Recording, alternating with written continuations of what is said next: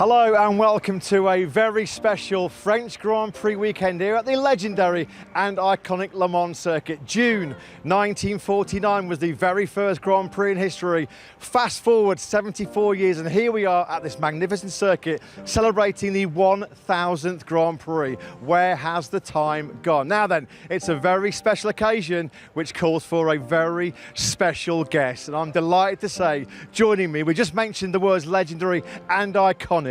He is the undisputed one and only voice of MotoGP, the legend, now the MotoGP guru as well, Sir Nick Harris. Harry, great to see you. Welcome to this special French Grand Prix. You're looking fit and well and delighted to be here, I'm sure. Oh, fantastic. I haven't been to a Grand Prix 5.5 years and it's brought every memory you can imagine back to me, and absolutely brilliant. And we're joined here by another legend, Mr. Hervé Poncharal. I just want to say hello, proud to have you here.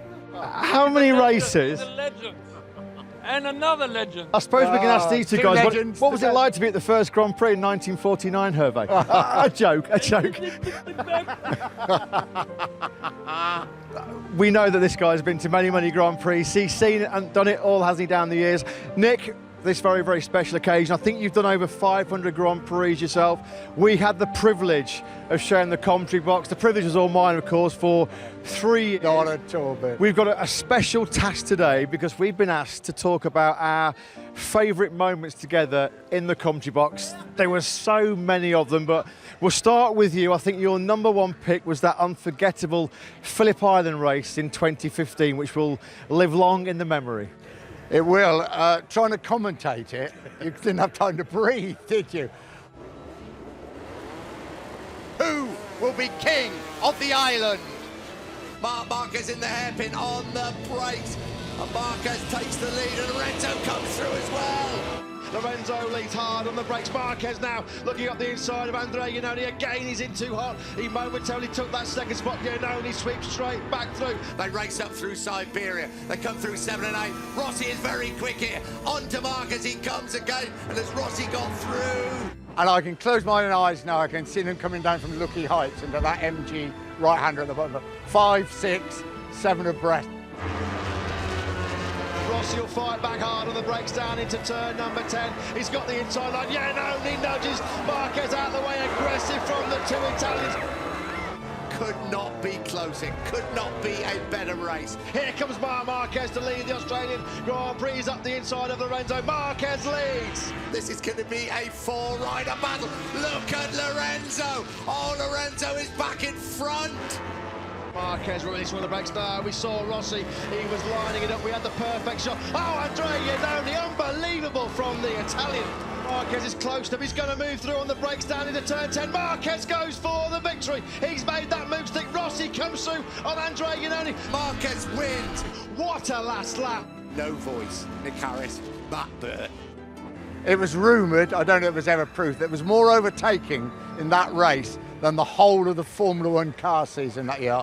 I don't think I've ever seen a race like it, and it led to enormous recriminations, didn't it? We couldn't believe what we'd seen. We were absolutely shattered. We certainly earned a couple of beers in Phillip Island. Not that we ever drank beer. Of course we didn't. Never drink on duty. Yeah. Now then, my first pick for one of the great races that me and Nick shared in the commentary box was Mugello 2016. It was the height of the Jorge Lorenzo Marc Marquez rivalry. It's still the 8th closest finish in Premier Class history. One of the great last lap battles that we saw, Nick. And I've forgotten as well in that race, it was the Grand Prix where the Italian heart sank. Because remember, Valentino Rossi was right at the front. He had the big engine blow up. That's which right. left Marc and Lorenzo at the front. Yeah. But another classic battle between two of the superstars of modern day MotoGP. The Italian Grand Prix at Mugello is underway. Side by side into San Donato. And Rossi leads. Can he make it take? Oh, Rossi's running wide. Oh, God, it's blown. What a day for Yamaha. That engine has completely blown. Where is it going to be? Closes up as they run across the top end of the circuit. Here he comes. Here he comes up the inside of BMW. What a move by Jorge Lorenzo. Marquez fights back. They're side by side coming up to the final corner. And it's Lorenzo who's going to go through. No, he's not. Marquez is falling off.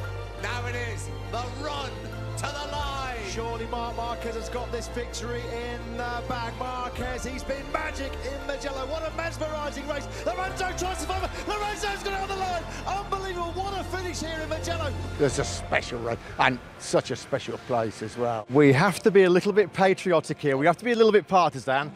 Let's not get teary-eyed, but Brno 2016. Steady yourself. We can get emotional later on, but Brno 2016 was a unforgettable day in the history of British motorsport, not just British riders in MotoGP, because you had the absolute pleasure of calling over the line. Cal Crutchlow has rewritten the history books. Cal Crutchlow wins here in Brno, the Czech Republic Grand Prix.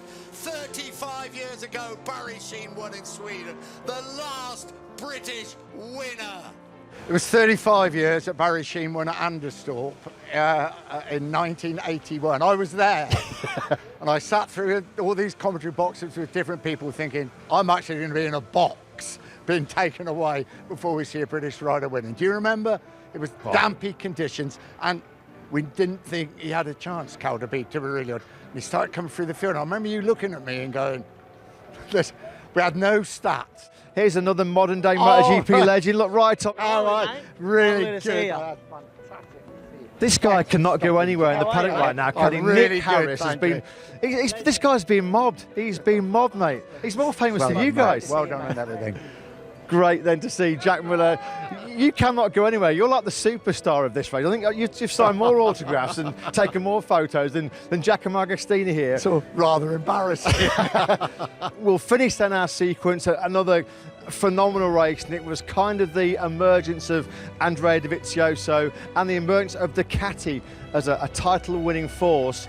The Japanese Grand Prix in the rain at the Tweener in Motegi, and that was the first feeling, Nick, that we got that Ducati are out of the doldrums. Yeah. They're now going to be title contenders for years to come, as it has been proven. Round 15 of the MotoGP World Championship. Who will be the rain master here at Motegi? Wow, Marquez up the inside of Dovizioso at turn 3. He picks up the Italian, ruthless as always, by Marc Marquez. He's not thinking What a about it. move. Dovizioso is through on one of the fastest corners at this circuit. Here comes Marquez again. Marquez has got through at turn 9. There's nothing Dovizioso can do. Dovizioso pulls out the slipstream. He's attacking up the inside of Marc Marquez. Can he make it through? Dovizioso leads in Japan. Marquez comes through at the final corner. Is he going to run wide? Is history repeating itself like in Austria? Dovizioso has done it here in Japan.